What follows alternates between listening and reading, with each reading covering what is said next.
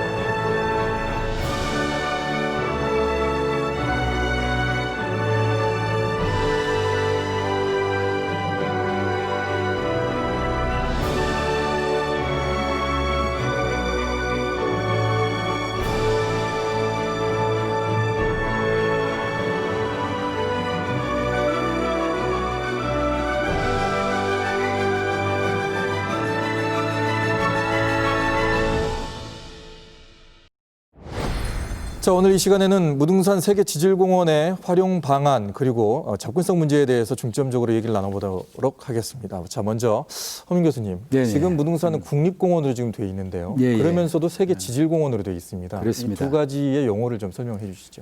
국립공원은 아무래도 이제 우리나라에서 국가에 지정하는 것이고 세계지질공원은 말 그대로 유네스코가 이렇게 인정하는 그런 제도죠. 조금 부연하면은 국립공원은 사실은 지금부터 약 150년 전에 미국에서부터 처음 시작됐습니다. 네.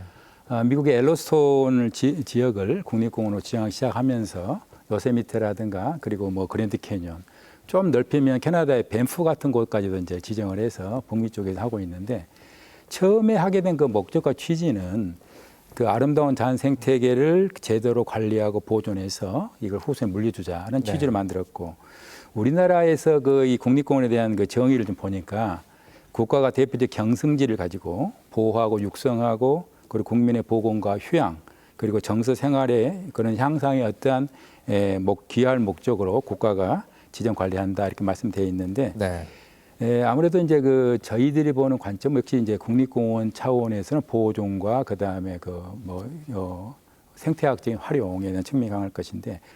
제가 독일에서 보면은 독일은 역시 이 자연과 세계적으로 같이 움직이거든요. 네. 그래서 그걸 보고 그냥 지오 네이처라는 이름으로 같이 움직여요. 그것은 상생이거든요. 그러니까 이런 여러 가지 같은 거를 좀 생각해 볼 필요가 있다 이런 생각이 듭니다. 네. 자, 지금 무등산은 국립공원이면서 세계지질공원으로 돼 있습니다. 우리는 지역민들은 무등산이 국립공원으로 되면서 많이들 좀 뿌듯해했는데 지역민들도 세계지질공원으로 된 것에 대해서 그렇게 많이 알고 계시지는 않은 것 같습니다. 특히나 이제 타지에서 오셨으니까 무등산에 관해서 많이 여쭤보셨을 것 같아요. 예. 그 무등산이 국립공원으로 지정된 건 2013년이었습니다. 네. 그래서 그 국립공원 지정 이후에 그 무등산에 대한 인지도가 굉장히 많이 높아져서 이후에 탐방객들이 많이 느는 걸로 알고 있거든요. 네, 맞습니다. 그런데 아직 그 세계 그 지질공원이라는 것에 대한 인식은 거의 없다고 보고 있습니다. 왜냐하면 무등산권 하면 일반 사람들에게 아직도 예전에 무분별한 개발이 되었던 그 장면을 연상하고 네. 거기 가면 뭐 별로 볼 것 없다. 이제 이런 인식들이 이제 팽배해 있는 게 사실이고요. 그리고 제가 오기 전에 트립 어드바이저에 네. 그 광주 자연명소라고 쳐보니까 국립공원은 나오지만 세계지질공원에 대한 정보가 없어요. 그러니까 전남 자연명소에도 여전히 마찬가지입니다. 네. 그건 결국은 전남 광주 지역에서 무등산권 세계지질공원에 대해서 충분한 탁월성이나 우수성을 알리지 못했다는 것이 가장 큰 이유라고 생각하고요. 네. 또 하나는 이게 이제 10년밖에 안 되다 보니까 역사가 네. 전문가들이나 학자들은 굉장히 잘 알고 있습니다. 그런데 일반 국민들에게 지질공원을 아느냐 그랬더니 거의 모르더라고요. 그러니까 이제 결국은 우리가 이런 공중파를 통해서 세계 지질공원이 갖고 있는 의미나 탁월성이나 우리나라 우수성을 좀 더 확실하게 알리는 작업들이 이제 부족했다고 생각하고요. 네. 세계 자연유산처럼 좀 더 광범위한 지속적인 홍보와 PR이 좀 필요하다고 생각합니다. 네. 확실히 타지에서 이제 광주를 방문하면 예를 들어서 무등산을 보고 싶다 이렇게 생각한다면 검색을 먼저 하게 되는데 그곳에도 홍보가 제대로 안 이루어져 있다면 문제가 좀 심각한 것 같네요. 이재창 본부장님, 네. 세계 지질공원으로 된 이후에 국립공원 된 이후에는 변화가 좀 뚜렷하게 저도 좀 느끼는데 세계 지질공원 인증 이후에는 어떤 변화가 좀 있었습니까? 그러니까 김양자 선생님 말씀하셨던 것처럼 국립공원 이후와 그리고 세계지질공원이 지정되면서 저희들이 체감하기에는 상당히 인지도가 높아갔다고 생각하는데 외진 눈에서는 그렇게 보이지 않았다는 것이거든요. 네.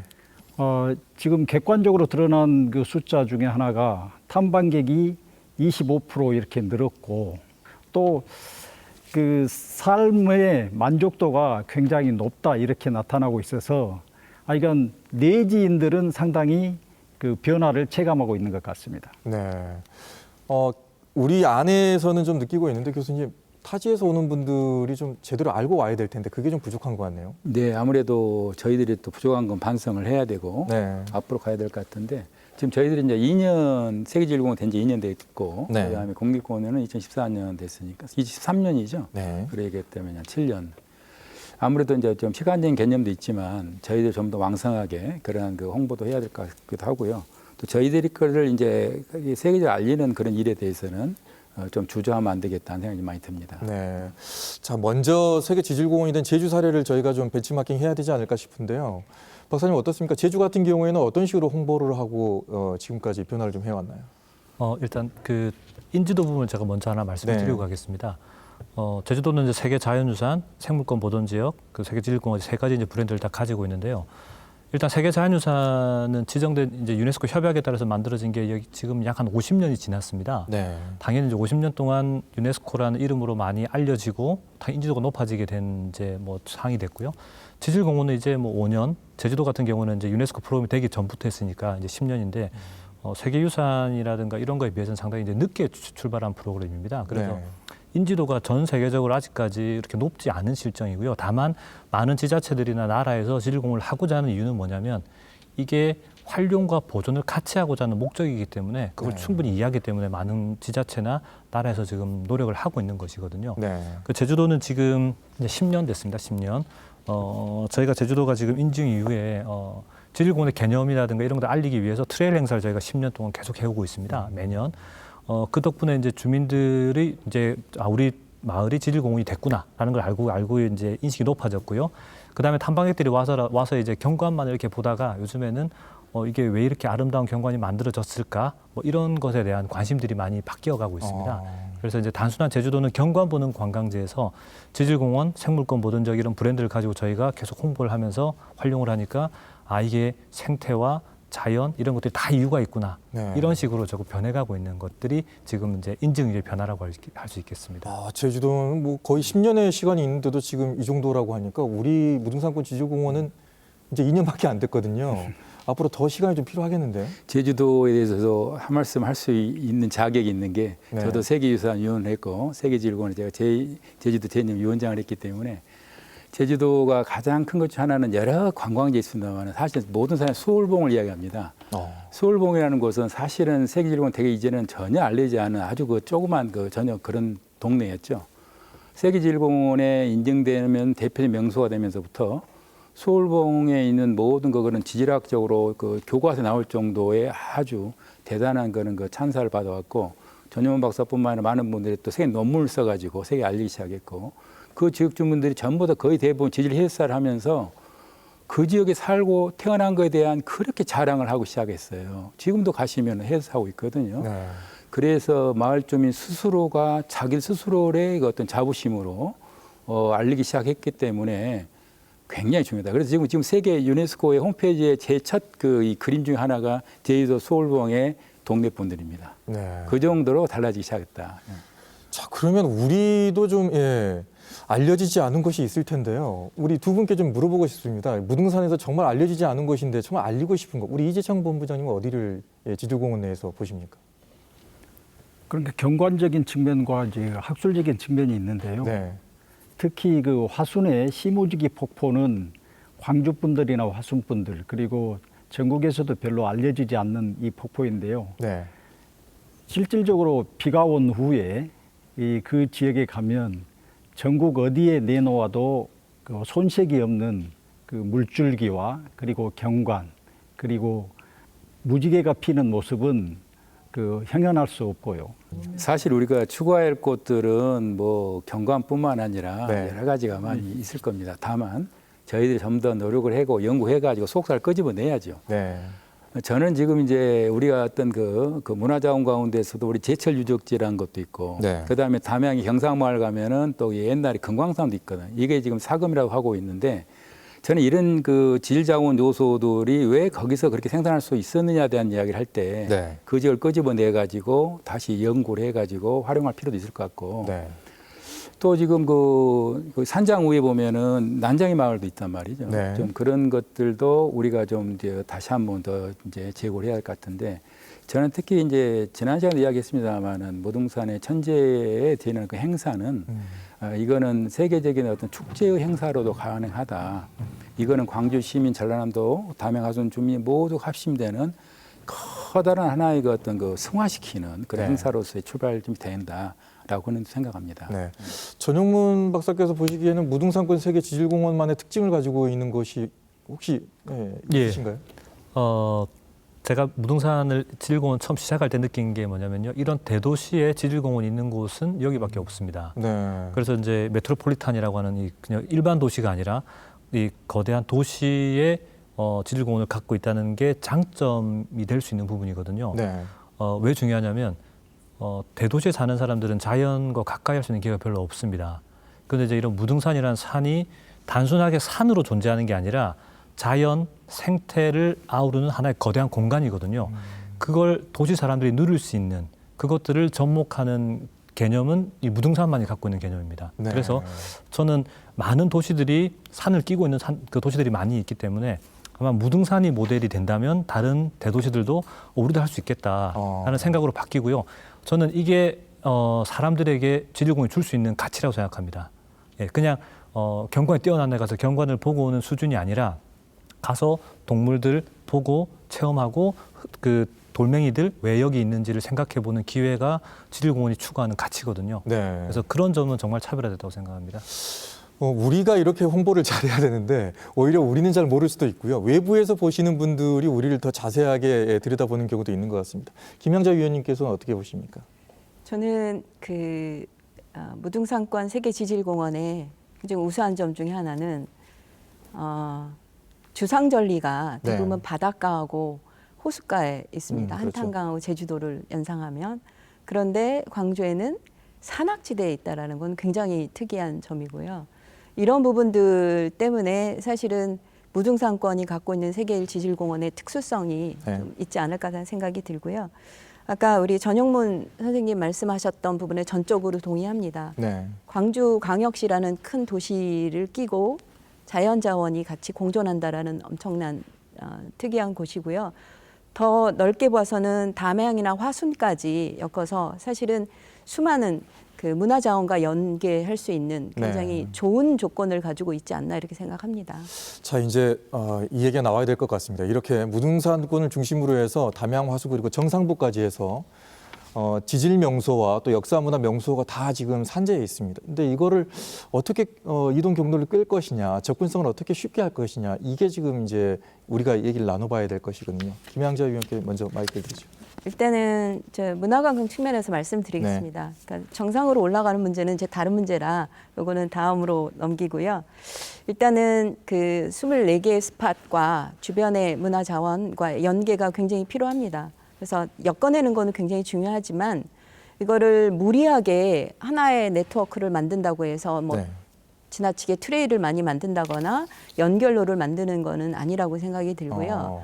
제가 생각하는 거는 각 지역마다 가지고 있는 자연의 특수성, 문화의 특수성이 있기 때문에 이걸 가지고 주변에 걸을 수 있는 그리고 감상할 수 있는 이러한 어떤 소권역으로 나누어서 이걸 관리해야 된다라고 생각을 하고 있고요. 네.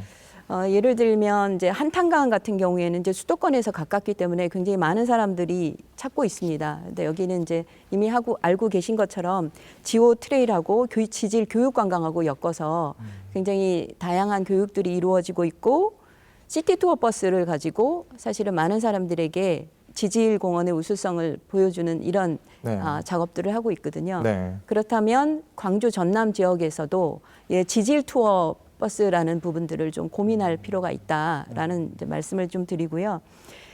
제주의 경우에는 이제 지오 트레일이 그 기존의 올레 코스와 연계하면서 사실은 굉장히 사랑을 받고 있는 곳이라고 생각합니다. 네. 그래서 우리가 기존의 그 산책로 개념의 어떤 그 트레일이라든가 이거를 이제 그 연령별로 그리고 그다음에 그 목적별로 네. 이걸 이제 엮어낼 수 있는 그 문화 트레일, 생태 트레일, 그다음에 무슨 탐방 트레일, 뭐 연구 트레일 이런 식으로 해서 좀 더 세분화된 다양한 그 계층별 맞춤형 어떤 상품들을 개발해내는 게 필요하지 않을까 이렇게 저는 네. 생각합니다.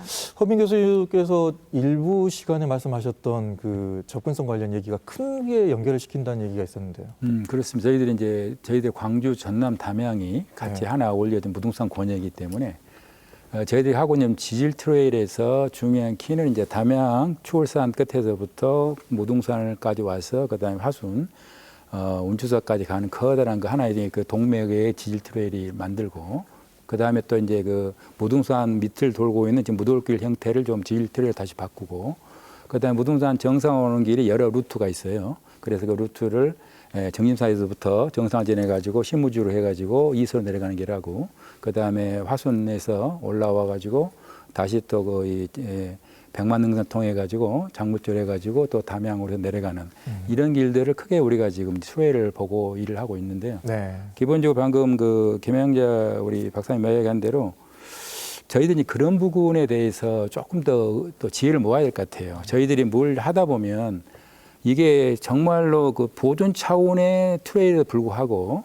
이것들이 마치 어떤 개발 입장으로 또 가는 인식을 잘못하는 경우도 있어서 사실은 다른 권역에서는 굉장히 활발하게 움직이는 것에 대해서 상당히 동의하는데 네. 방금 말한 지질 투어 버스만 하더라도 저희들이 무슨 투어를 한다고 하면 전부 다 관광으로 개발로 오인하는 경우가 있어요.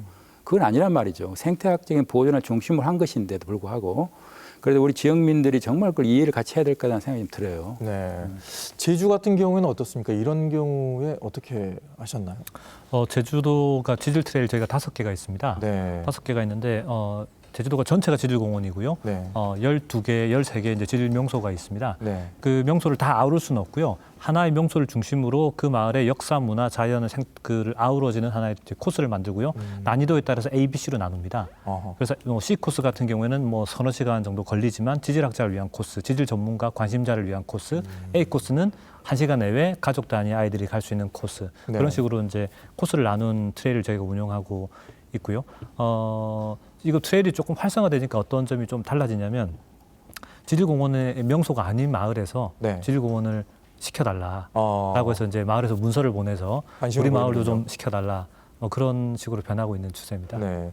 무등산권 지질공원도 큰 축에서의 그 뭐 이동도 있습니다만 이렇게 소규모 테마 맞춤형도 좀 생각을 해볼 필요가 있을 것 같은데. 그렇죠. 뭐 마을과 마을, 트레일은 결국 하나의 연결 루트이기 때문에 네. 그게 이제 길로 연결되지만 그 주변에는 마을이 있고 그다음에 어떤 식당이 있고 그다음에 어떤 어떤 호텔이 있을 정도로 여러 가지 이어지기 때문에 그게 독창적이고 고전적이고 그다음에 우리 것을 가지고 정말 승화시키는 일은 같이 연결고리를 만들어야 될 것 같아요. 네. 자, 다음 얘기로 넘어가도록 하겠습니다. 이제 가장 중요한 현안이 아닐까 싶습니다. 무등산권 정상부에도 지질 명소가 있고요. 또 이곳도 많은 분들이 가고 싶어 합니다.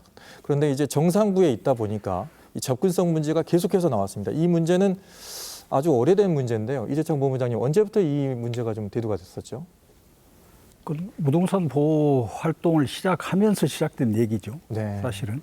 그래서 화순과 동구, 북구가 케이블카를 설치해서 접근을 쉽게 하자. 그리고 이것을 이용해서 자치단체의 가장 그 관심사항인 그 지역경제 활성화라고 하는 측면에서 접근을 해서 관광 자원화하자라고 하는 얘기가 있었고요. 네. 그리고 심지어 전라남도는 방송과 통신 시설을 단일화해서 그곳에 전망대, 250m 전망대를 만들어서 랜드마크로 삼자라고 하는 논의가 될 정도로 끊임없이 그 정상에 오르는 방법에 대한 백화 제방이 있었습니다. 네.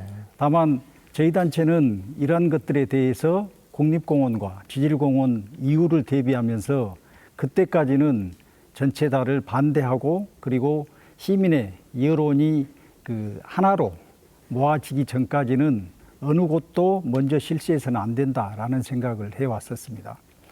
국립공원과 지질공원 이후에 우리는 이 방향을 어떻게 자리를 잡을 것인가라고 하는 내부 토론을 했었고요. 네. 저희 단체 내에서는 거의 뭔가 지속 가능한 그 접근로를 만들어야 된다라고 하는 생각을 갖고 있는데 일부 시민들이 기존의 생각들, 그래 국립공원과 지질공원 되기 이전에 우리가 취해왔던 보존과 보호 방식에 집착하면서 이 문제가 지금 시민의 전반적인 그 동의를 받지 못하고 있어서 이 부분에 대한 해결책을 지금부터 시작해야 된다고 생각합니다.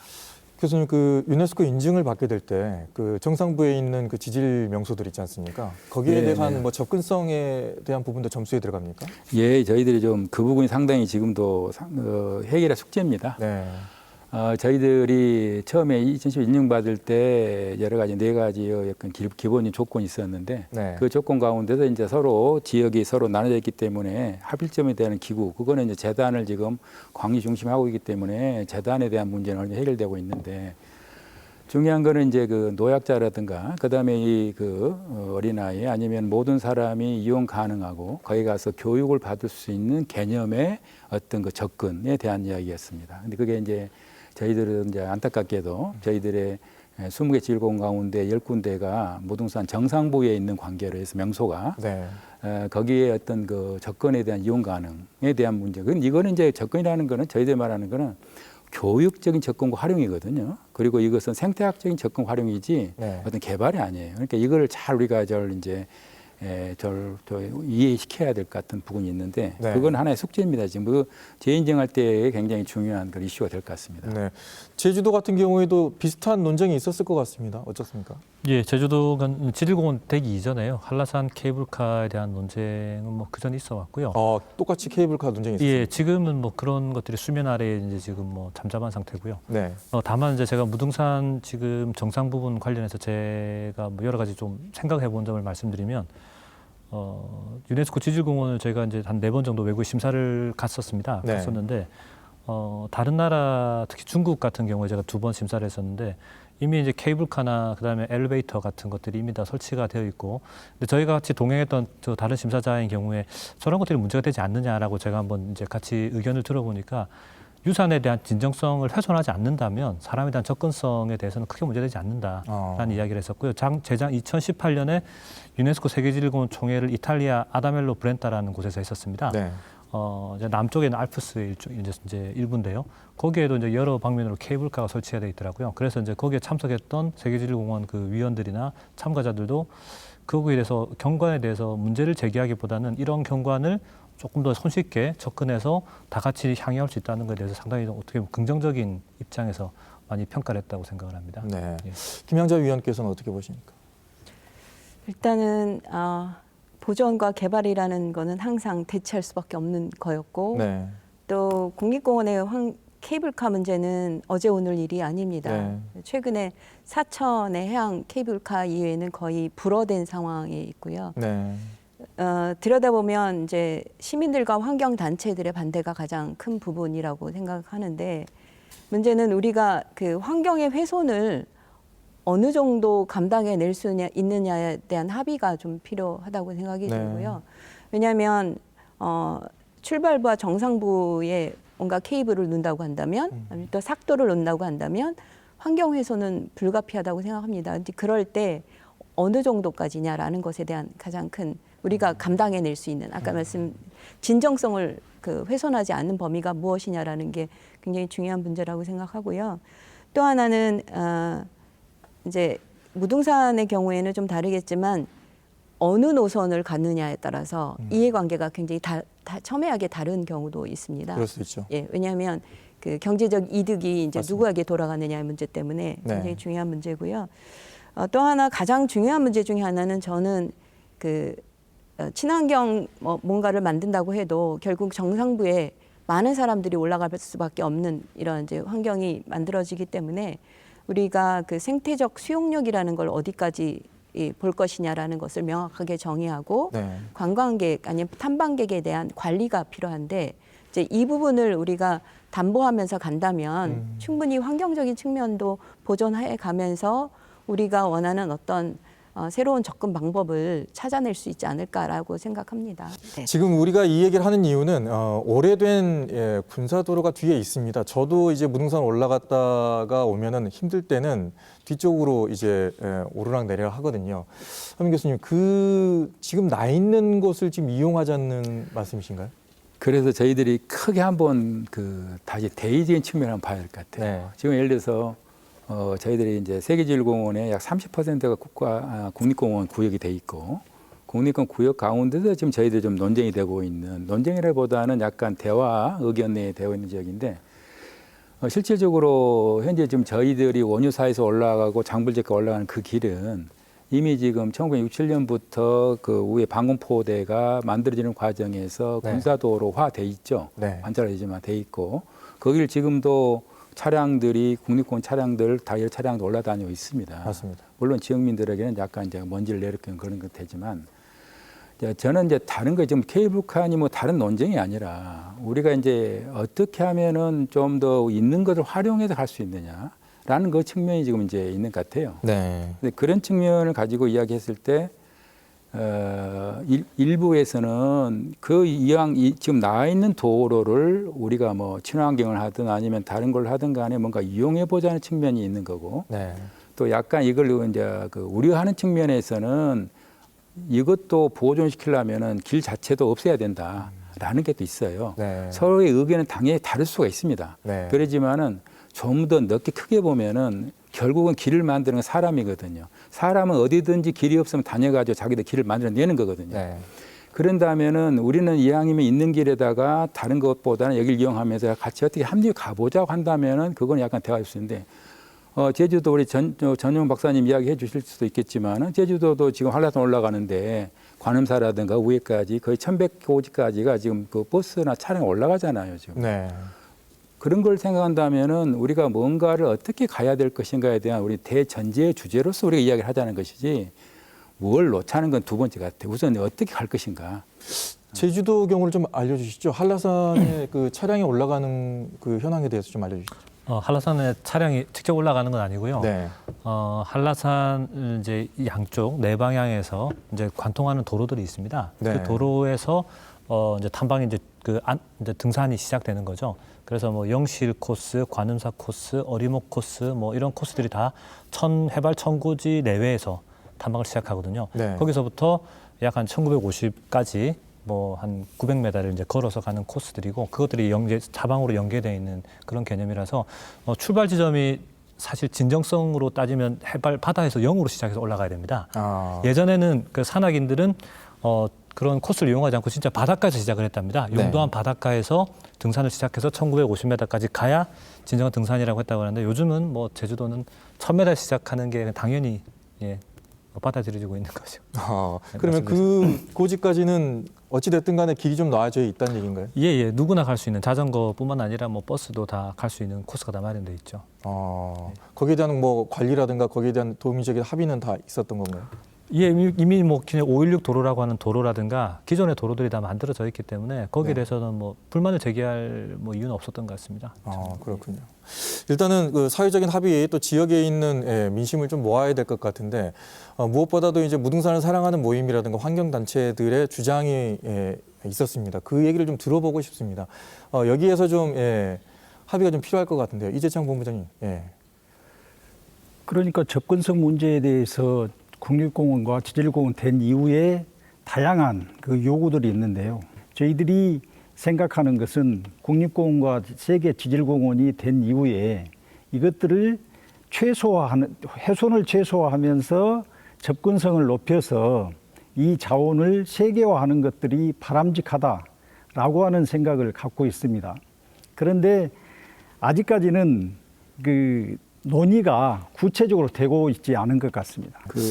하나 부연드리자면 네. 그러니까 일부 아니 이제 물론 저도 이해할 수 있는 부분도 있습니다. 뭐 어떤 분은 거기에 예를 들어서 몸이 안 좋고 노약자들이 굳이 올라갈 필요가 있느냐. 그 밑에서 VR, AR 같은 식으로 해서 그냥 화면 보면 될 것이지 왜 그런 말도 하신 분도 계세요. 네. 근데 만약에 본인이 거기 대상자 한번 돼보시라는 생각도 들기도 하고 그런 측면에서 보면은 저희들이 아무리 지금 온라인 지금 언택트 시대를 하더라도 제가 보더라도 저희들이 대면과 비대면이 있어요. 저희들도 네. 교육을 하지 않습니까? 결국은 가서 보는 사람만이 또 행복할 수가 있는 부분이 있어요. 만족도 있단 말이죠.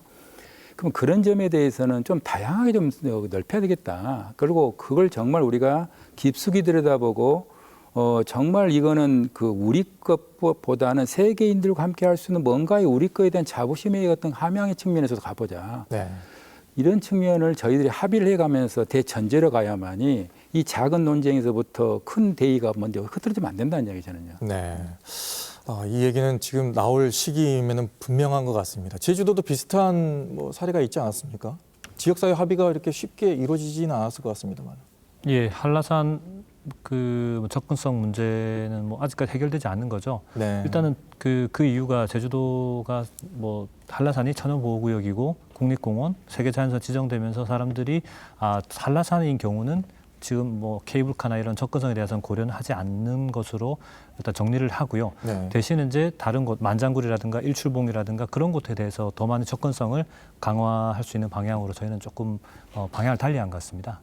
왜 그런가요? 한라산의 경우에 왜 제외를 하는 거죠? 뭐 무등산도 마찬가지겠지만 일단 뭐 제주 도민들에게 한라산은 뭐 그 어머니 같은 그런 존재죠. 네. 존재기도 하고 그리고 좀 유네스코 세계유산이라는 또 강력한 또 이 보호의 그 체계에 네.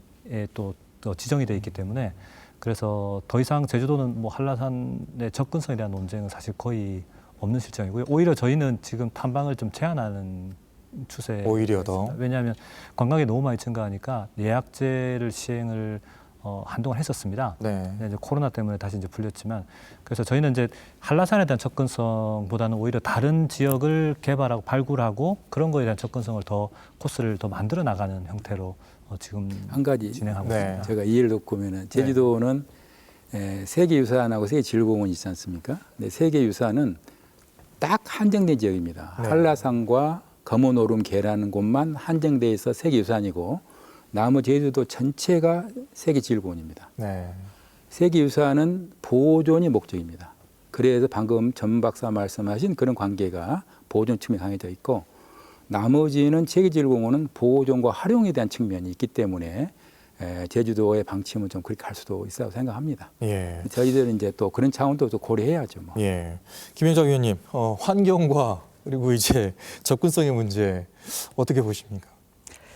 저는 이제 다른 이야기를 좀 드려보고자 합니다. 이게 이제 갈등이 발생이 된 거잖아요. 맞습니다. 환경단체 문제, 주민들, 그다음에 또 개발론자라고 하면 개발론자, 그다음에 또 학자들, 네. 이런 이제 다양한 분야의 의견들이 이제 존재하는데 이게 한 방향으로만 가고 있어요. 모두 다.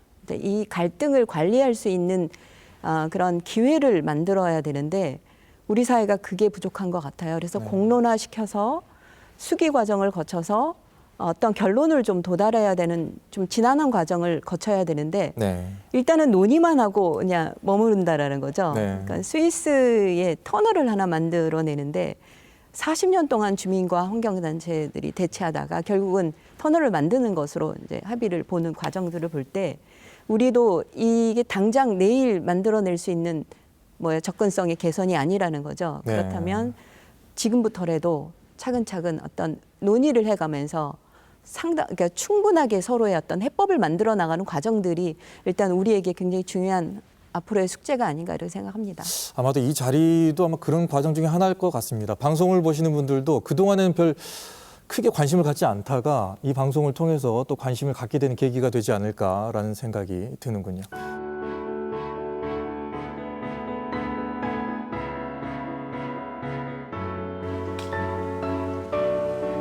예, 이제 무등산의 의미도 있지만은 또 세계 지질공원에 또 선정돼서 그런 의미도 꼭 한번 같이 하고 싶어서 그렇게 일부러 왔습니다. 특히 오늘 저기 무등산 노무현 길 거기를 올라왔거든요. 거기 꼭 오고 싶었는데 오늘 여기까지 올라올 수 있어서 너무 기분이 좋네요. 일단 물이 너무 좋았어요. 물도 좋고 그리고 산이 참 아름답네요. 그리고 이렇게 큰 도시에 이렇게 높은 산이 있다는 것도 아주 큰 의미가 있는 것 같고. 일단은 광주에서 무등산은 명산이라고 알려져 있잖아요. 계곡도 좋고 등산로도 계곡 따라서 잘 정비가 되어 있어서 되게 좋았던 것 같아요. 네. 오다가 또 발도 담글 수 있었던 데가 몇 군데 있어서 발도 좀 담그고 시원하게 왔습니다. 여기까지. 앞으로 소속대 입석 때까지 지금 쭉 갈 예정입니다. 철저하게 보존이 돼야 된다는 건 원칙적인 거고요. 그리고 그 대신 이제 저희가 이렇게 다닐 수 있는 길 있잖아요. 거기에 대한 분명한 그 길만 딱 그 개방을 해주고 나머지는 이 자연 안에 이 산 안에 있는 동물들한테 다 가야 되는 거잖아요. 그래서 서로 공존할 수 있는 그런 계획들이 많이 수립이 되고 또 이렇게 조화를 이루면 좋을 것 같아요. 있는 그대로 놔둔 것이 최고지요. 산은 자연 그대로 놔두고 그 자연을 즐기러 온 사람들을 그대로 느끼게끔 해주는 것이 좋지. 개발한다 해서 뭐 많은 사람이 오고 그런 것은 아닐 거라고 생각이. 오면 오는 대로 명산은 명산이니까 명산은 지켜지면 좋죠. 무등산은 있는 그대로 보유하는 게 무등산은 더 오래 저희들이 가까이 할 수 있는 거고 차들이 그 위에까지 올라오고 그러면은 자연히 사슴일 것 같아요. 우선은 편하고 좋을지 몰라도 그게 결국은 산을 망치는 원인이 되고 올 것 같아요. 계곡이랑 이게 자연 경관이 너무너무 훌륭한 것 같아요. 무등산이. 그래서 조금 더 많은 시민들이 이용할 수 있게 개발이 잘 되면 너무 좋을 것 같아요. 네. 무등산은 앞으로도 계속 남아야라 우리 후손들 미래도 계속 찾아오는 그 편안한 산이 되면 좋겠습니다. 사랑해요 무등산.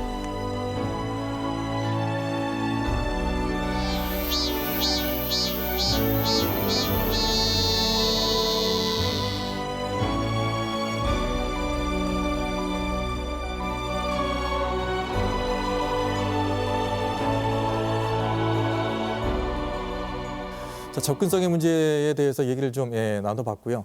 이후에는 이 접근한다는 것은 아무래도 볼 것이 있기 때문에 또 잘 보존돼 있기 때문에 가는 것이 아닌가라는 생각이 들고 또 볼거리가 있기 때문에 그곳에 또 사람들이 몰리지 않나라는 생각이 드는데 그동안에 환경단체에서는 무등산을 보호하기 위해서 어떤 지금 방법을 해오셨나요?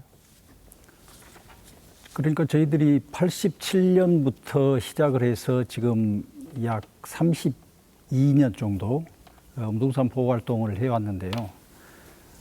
지금 광주 시민들은 다 기억하실 겁니다. 시민들이 그 훼손된 등산로를 복원하기 위해서, 보존하기 위해서 그 비닐봉지 하나에 흙을 넣어서 그리고 훼손된 등산로를 가서 부었다든지 아니면 계곡에 쌓인 그 쓰레기들을 파헤쳐서 헬기로 실러 나갔던 그 모습들, 이러한 모습들이 생생할 것이고요. 그리고 매번 그 무등산에 대한 그 환경 보호 운동들을 관찰했을 것입니다. 그리고 이러한 과정을 통해서 무등산이 국립공원으로 그리고 세계 지질공원으로 지정되었는데요. 이제부터는 이러한 운동들이 단지 거기에서 그치는 것이 아니라 이제 새로운 방향의 전환. 그래서 한 면에서는 국립공원이 되었기 때문에 관리와 그리고 보호 방향은 국립공원에 맡기고 이제 무등산의 문화와 가치를 알리는 측면에서 접근을 해야 된다. 이런 생각을 갖고 있습니다. 네. 그동안에 시민들, 광주 MBC도 마찬가지입니다만은 무등산을 사랑하자 캠페인을 통해서 네네. 시민들과 함께 정말로 많은 노력을 했습니다. 그 노력의 성과를 통해서 국립공원이 되는 과정 중에 하나 또 일조를 했다고 볼 수 있겠죠. 그렇게 본다면은 이 아직까지는 보존적인 측면이 더 강하지 않냐 이렇게 생각하는 시민들도 있을 수 있는데요. 그런 측면에서 보면요. 네. 네, 제 생각은 그렇습니다. 무등산의 가치를 어떻게 볼 것이냐, 자연과 생태라고 하는 협소한 부분으로 볼 것이냐, 아니면 무등산이 가지고 있는 진정한 가치인 제가 생각하기에는 무등산의 문화, 그리고 역사, 정신이라고 하는 여기에 생태라고 하는 네 박자가 지금 포함되어 있다고 보는데요. 무등산의 그 가치 중에 하나가 그 정신 아닙니까? 그래서 5.18로 상징되는 무등산의 정신, 그리고 허백년 선생이 무등산 자락에서 펼쳤던 남정화와 차문화, 그리고 그 다양한 그 종교 사찰들, 그리고 김덕령 장군이 펼쳤던 애국정신, 이러한 것들이 함께 어우러진 산이 무등산입니다. 그렇기 때문에 단지 생태 환경 측면에서 무등산의 그 활용을 제한한다고 한다면 무등산의 가치 자체를 제한한 것이다. 그렇기 때문에 우리 강주 시민들이 무등산의 가치를 어떻게 볼 것이냐. 단지 생태적으로만 본다고 하면 무조건 다 막아야 되죠.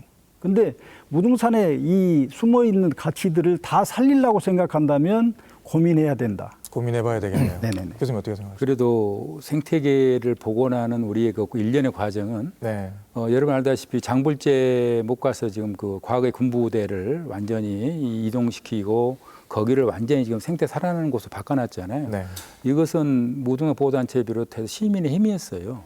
지금 중심사에 있는 많은 상가들을 밑으로 내리는 것도 힘이었고 현재 하고 있는 원유사에 있는 집단 상가를 또 지금 호수생태로 내리는 일이라든가 거기를 지금 광주 중심으로 해가지고 무등산권 동아시아 플랫폼 센터를 만들 정도의 그 과정들은 저는 다른 지역보다 다른 세계보다 이 지역 주민들의 이 열정과 열망은 무등산을 보호하고 보존하는 데는 아주 최첨단이었다고 생각합니다. 네. 다만 그런 걸 우리는 정신을 이어받아서 어떻게 더 이제 활용을 교육적에 갈 것인가에 대한 숙제일 뿐이고 네. 제가 한 가지 부연하면 저는 이런 생각도 해요. 저 요즘 잠을 못 잘 정도의 어떤 일이 좀 있는데 네. 오늘도 아침에 이런 꿈을 꿨어요. 사실은 그 중국에 가면 황산에 가면은 이 인력거로 해가지고 관광객을 이렇게 올라내리는 그런 일을 합니다. 물론 그 사람들이야 여러 가지 이제 여건과 지역 주민에 대한 이 생각이 다르겠지만 일부는 뭐 엘리베이터도 가죠. 아니 그 케이블카도 가지만 저는 그걸 보면서 또 여러분 그 마닐라 가면은 계곡 올라가기 위해서 지역 주민들이 그 래프팅 그 보트를 가지고 올라가서 거기서 타고 내려오잖아요. 그럼 그분들한테 그렇죠. 타는 사람 입장에서는 이분들한테 정말 우리는 인간적으로 하면 안 되는데. 근데 그분 입장에 행복하거든요. 자, 무슨 이야기냐. 우리나라의 이쪽 주민들한테 그러면 내 인력을 끌으라고 하면은 누가 하겠습니까? 우리 현재 실정에서. 다만 저는 봉사하는 단체라든가 아니면 어린 학생들에 대한 교육 차원에서 심지어 그런 인력거를 그러면은 노약자라든가 어떤 그 취약아동을 태워서 구간을 이동시키는 거라 이렇게 생각한다면은 좀 느리지만은 그 길에 있어 구간 이동해가지고 우리는 이거 자체를 보여주는 방법도 있다. 저는 심지어 어떤 때 보면 어떤 저 관계된 사람은 이 터키 같이 뭐 어떤 기구를 타서 올라가 볼까요? 라는 말도 해요. 그러면 이거는 이제 좀 생태가 다르기 때문에 좀 다른 차원인데 그 정도로 우리 지역 주민들은 무등산을 어떻게 할까에 대한 열의는 정말 뜨겁게 생각합니다. 네. 다만 우리가 어떻게 지혜를 모을 건가가 숙제죠. 예, 그렇죠. 제주도의 얘기를 또 들어봐야 될 것 같습니다. 제주도는 어떻게 시민들과 함께 협력을 했습니까? 일단 그 얘기에 앞서 제가 하나 말씀드릴게요. 무등산도 이제 국립공원이자 또 지질공원이지 않습니까? 공원의 목적은 사실 그 국민들에게 휴식과 즐거움을 주는 공간이어야 합니다. 네. 만약에 이게 보호 대상인 절대적인 보호 가치가 있다면 천연기념물이거나 천연보호구역으로 지정을 해야 될 겁니다, 아마. 아예 차단시켜야 되겠죠. 출입을 못하게. 그래서 무등산은 국립공원이고 지질공원이기 때문에 어떤 식으로든 사람들에게 즐거움과 휴식을 주는 공간으로서의 목적을 우선시해야 된다고 생각을 하고요. 네. 특수하게 보존 가치가 있는 구간은 보호구역이나 기념물로 지정을 해서 또 보호해야 될 거고요. 그래서 저는 접근성에 대한 부분은 추가적으로 계속 진행을 해야 된다고 생각을 하고요. 일단 제주도인 경우는 천연기념물 한라산은 천연보호구역으로 지정이 되어 있습니다. 그래서 국립공원이기 이전의 천연기념물이었기 때문에 뭐 접근성이나 활용에 대한 부분은 사실 크게 많이 고려치는 않습니다. 그렇군요. 예. 예. 그리고 이제 사람들이 그 정도 살지 않았기 때문에 무등산처럼 이제 상가가 밀집해 있거나 이렇게 입구 주변에 그런 것들은 예전부터 아예 존재하지 않았습니다. 아, 그렇군요. 예, 예. 김영자 위원님, 뭐 덧붙여서 하실 수 있는 얘기가 있으실까요? 뭐 얘기에 의하면 뭐 시민단체들의 많은 노력을 통해서 네. 무등산의 자연 생태계 회복이 되고 있다고 들어서 굉장히 기쁜 마음입니다. 네, 뭐 다 아시는 것처럼 뭐 경기도청에서 계곡을 사실 자연으로 되돌리는 이런 이제 정책을 하는 과정에서 네. 도하고 시민하고 많은 대치를 했습니다만 시민들이 감내한 거죠, 상인들이. 이러한 과정을 통해서 우리 국민들의 성숙이 굉장히 성숙도가 높아졌다라고 생각이 들어서 앞으로 많은 좋은 이제 환경 생태계 복원 사례가 많을 것 같아요.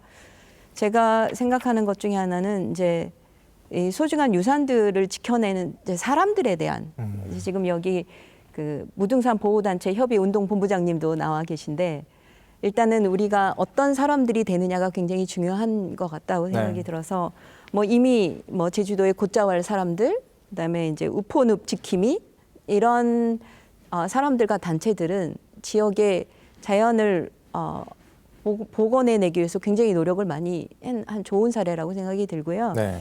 그 한양 도성에는 이제 도성 지키는 도성관이라는 걸 만들었습니다. 여기는 이제 성곽 마을 주민 순성관도 있고 지킴이 시민 순성관, 홍보 순성관 이렇게 해서 각자의 역할을 맡기고 있는데 재미있는 것 중에 하나가 이제 성곽 마을 주민 순성관에서 마을 주민이 그 한양 도성에 대한 이제 설명도 해주고 그다음에 청소도 하고 이런 이제 스스로 지켜내는 이런 과정들이 있는데 우리도 한번 벤치마킹 해야 될 중요한 거라 생각이 들고요. 뭐 가까운 이제 일본의 이제 시레토코 국립공원의 사례를 보면 여기 이제 동식물의 천국이라고 말합니다. 네. 근데 이렇게 된 데는 그러니까 내셔널 트러스트라는 이제 시민 운동에 의한 것인데 원래는 이제 부동산 개발을 하면서 완전히 그 새로운 도시화되는 이제 이렇게 되는 곳이었는데 시민들이 기부금을 모아서 네. 자연을 회복해낸 사례인데요. 시민 6만 명이 참여를 했다고 합니다. 그래서 이후에 이제 중앙 정부에서 관리하던 거를 이제 시민들이 결성한 재단에서 이제 관리하는 이런 것까지 가고 있는데 우리도 이러한 어떤 그 지금의 운동본부를 좀 확대한다거나 다양한 지킴이들을 만들어서 시민들이 작지만 지속적인 어떤 활동을 할 수 있는 이런 체계를 만들어내는 게 필요하지 않을까 생각합니다. 네. 자, 무등산을 사랑하는 그 뭐 마음은 광주, 담양, 화순 인근에 살고 계시는 분들은 뭐 국내외 다른 분들에 뒤지지 않는다고 생각합니다. 그만큼 정말로 무등산을 사랑하는 분들이 많은데 이 무등산을 앞으로 더 가치 있게 만들고 활용하기 위해서 또 보존하기 위해서는 또 다른 어떤 노력이 필요하고 어떤 과제를 해결을 해야 될 것 같습니다. 네 분께 좀 들어보도록 하겠습니다. 먼저 김영자 위원님, 어떻게 앞으로 활용을 하는데 과제를 좀 풀어야 될까요? 그 한 가지 이제 두 가지를 말씀을 드리고 싶은데요. 네. 그러니까 광주와 그러니까 화순, 그다음에 담양이라는 이제 넓은 권역에 있는데 이러한 어떤 자연과 문화가 있다라는 것만이 중요한 게 아니라 유산 마을처럼 지호 마을을 좀 지정해내는 과정들이 필요하고요. 네. 왜냐하면 마을 주민들이 스스로 그 마을을 지켜내는 지지를 지켜내는 것도 이제 중요하고 그들에게 새로운 어떤 탐방객들의 어떤 거점이 되는 이런 과정들이 좀 필요하기 때문에 이러한 과정들이 필요하다는 생각이 들고 우리보다 늦었지만 이제 한탄강 세계지질공원의 경우에는 네. 지오 메이트라고 해서 지오 마을, 지오 레스토랑, 지오 하우스, 지오 푸드, 지오 크래프트, 지오 투어 이런 것들을 운영을 하고 있습니다. 물론 이제 아직은 상당한 수준에 와 있지는 않지만 이런 어떤 다양한 접근들을 이제 우리가 좀 찾아야 된다고 생각이 들고요.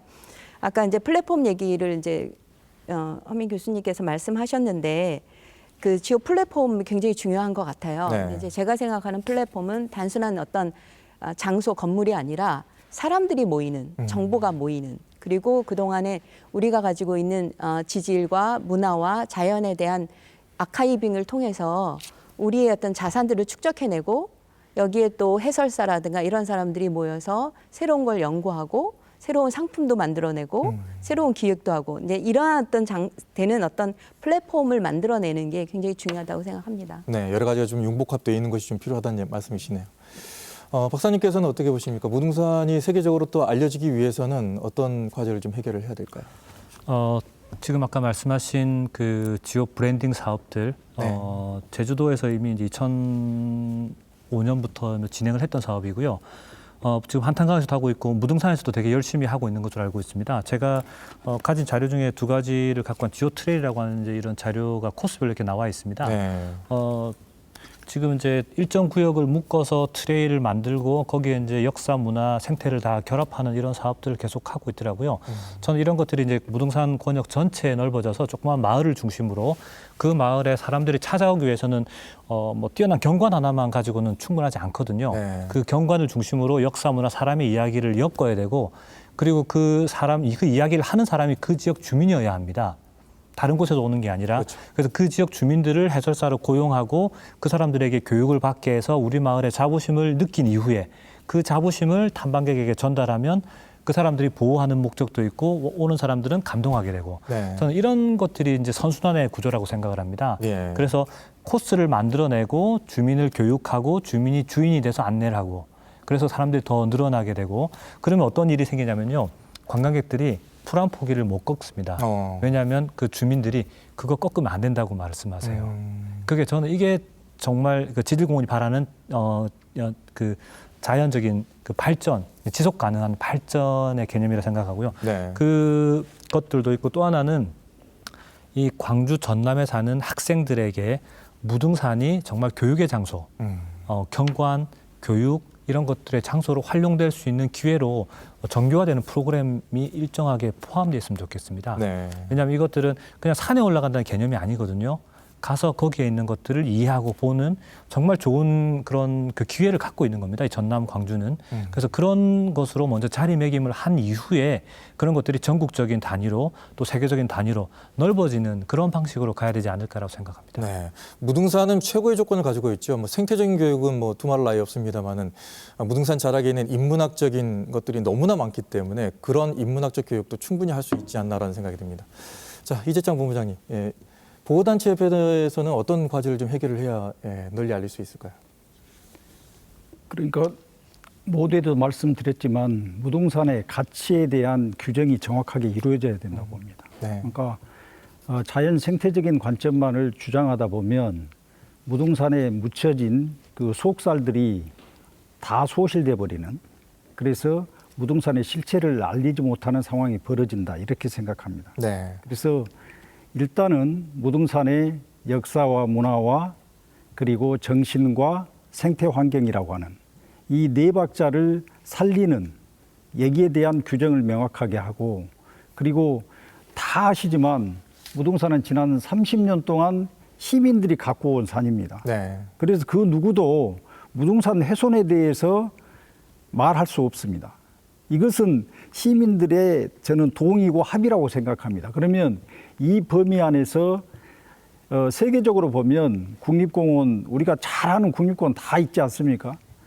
뭐 아까 미국의 옐로스톤, 네. 최초의 국립공원, 그리고 뭐 중국의 황산, 일본의 국립공원 등등 세계 국립공원이 어떻게 가꾸어 가고 있고 어떻게 활용되고 있는가라고 하는 측면에서 지금은 한 번은 되돌아봐야 되고 그리고 국립공원 우리가 시민들이 잘 지켜온 이 국립공원 그리고 세계 지질공원을 이제는 어떻게 전국에 그리고 세계에 알릴 것인가에 대한 그렇게 하려고 하면 결국은 우리가 시내에서 저게 무등산이다 이렇게 말해 갖고는 되지 않고 실제로 접근해서 그걸 체험하고 느낌으로 인해서 이것을 보호할 수 있다고 생각됩니다. 네. 마지막 하고 싶은 말씀까지 다 정리를 해주신 것 같습니다. 끝으로 허민 교수님께서 정리를 좀 해주시죠. 그 무등산은 이제 2년이 됐습니다만 그래도 지오 브랜딩 사업을 열심히 했고 또 네. 하고 있고요. 또 지오 빌리지도 지금 만들어져 있어서 더 잘 하고 있습니다. 그러나 다만 이제 더 많이 활용하고 부족한 걸 더 해야 되겠고 그 실은 지금 무등산에 지금 내셔널 트러스트가 무등산 공유재단이 좀 오래됐거든요. 네. 실은 제가 이사장인데 잘 못 하니까 지금 이런 말이 나온 것 같기도 합니다만은 그래서 저희들이 20만 평 땅을 공유하러 받고 있고 그걸 어떻게 활용할 것인가에 대한 숙제가 좀 남아 있습니다. 아무튼 무등산에 대한 이야기는 올해 30년 이상 많은 거의 50명 가까이 이 시민들과 함께 사랑받은 여러 가지 것이기 때문에 저희들은 이제는 이제 세계인들이 눈이 여기 쏠려 있으니 네. 어떻게 해야만이 이 우리의 것을 좀 더 잘 보존과 이걸 생태학적인 교육학적인 활용을 해서 세계에 보여줄 거에 대한 대합의가 돼야 되지 않느냐라는 게 큰 숙제 같아요. 네. 자, 그러면은 두 분께 마무리 발언할 수 있는 기회를 좀 드리겠습니다. 먼저 박사님 먼저. 예. 예. 무등산이 유네스코 세계 지질공원으로 되었다는 건요. 단순하게 유네스코 하나의 브랜드를 얻었다는 그런 단순함은 아닙니다. 네. 유네스코 지질공원이 전 세계에서 정말 열광하는 프로그램입니다. 왜냐하면 유산에 대한 보호와 활용 그리고 브랜드 가치를 동시에 갖고 있는 프로그램입니다. 세계 유산인 경우는 너무나 보호 체계가 너무 강력해서 오히려 아무것도 할 수 없는 유산에 속한 사람들이 오히려 불편함을 느낄 정도의 그런 규제를 갖고 있거든요. 네. 그래서 이 유네스코 세계 지질공원으로 지정됐다는 건 지금 당장 지정됐는데 별거 달라진 게 없지 않느냐 이렇게 생각하시겠지만 점점 많은 나라들이 이걸 원하고 있습니다. 왜냐하면 지속 가능한 발전이 가능하고 지속 가능한 활용이 가능합니다. 네. 그래서 저는 지금 2년 차에서 큰 것들을 얻을 수는 없다고 생각합니다. 하지만 뭐 접근성을 강화하고 뭐 프로그램들 그다음에 학생들이 참여하는 것들이 늘어난다면 정말 무등산이 우리나라에서 손꼽히는 그리고 전 세계에서 모범적인 대도시를 끼고 있는 지질공원으로서 모범적인 사례가 될 수 있다고 저는 확신합니다. 네. 김영자 위원님도 마무리 발언해 주시죠. 무등산권 세계 지질공원의 본질에 대해서는 거의 말씀해 주셨기 때문에 저는 다른 차원의 또 말씀을 드리고 싶은데요. 또 사람에 대한 고려가 필요합니다. 결국 왜냐하면 이 멋진 세계 지질공원을 보러 온 사람들이 결국은 여기서 숙박도 하고 음식을 먹게 되거든요. 그런데 먹을 거 없고 또 잠자리도 불편하면 네. 정말 그건 다시 오고 싶지 않은 곳입니다. 그래서 이런 관광 서비스의 질을 개선하기 위한 노력이 굉장히 중요한 부분이라고 생각하고요.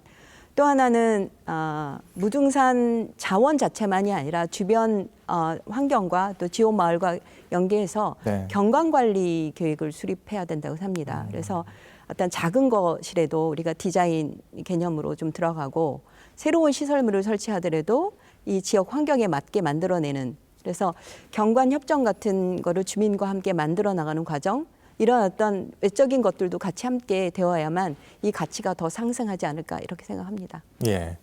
자, 그리고 끝으로 우리 이재정 본부장님께서도 짧게 좀 말씀해 주시죠. 지난 30여 년 동안 광주 시민들이 갖고 온 무등산입니다. 이 산이 세계 지질공원이 되었는데요. 광주만의 산이 아니고 아까 김항자 선생님께서 말씀하셨던 것처럼 전국이 모르는 산, 세계 모르는 산으로 갈 수 없다고 봅니다. 시민들이 지켜온 이 산을 앞으로 어떻게 갈 것인지 차근히 하나하나 토론을 시작했으면 합니다. 예, 고맙습니다. 자, 허민 교수님.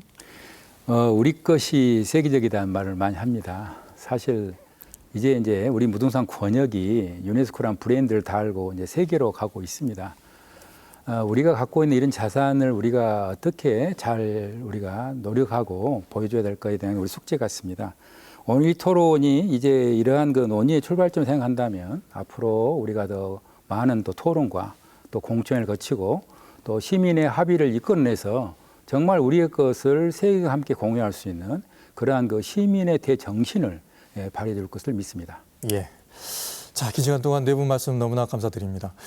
광주 MBC 특별기획 2부작 1억 년 전의 유산 무등산권 세계 지질공원 2부에 걸쳐서 얘기를 나눴습니다. 무등산의 현재와 또 의미, 가치, 또 향후의 활용 방안까지 얘기를 나눠봤습니다만은 긴 시간 동안 내린 결론은 보존적 활용 방안에 대한 논의는 틀림없이 이후에 필요하다는 느낌을 받고 있습니다. 그래야 이 무등산이 세계 속의 무등산이 될 수 있을 것 같습니다. 긴 시간 동안 함께해 주신 여러분 고맙습니다. 안녕히 계십시오.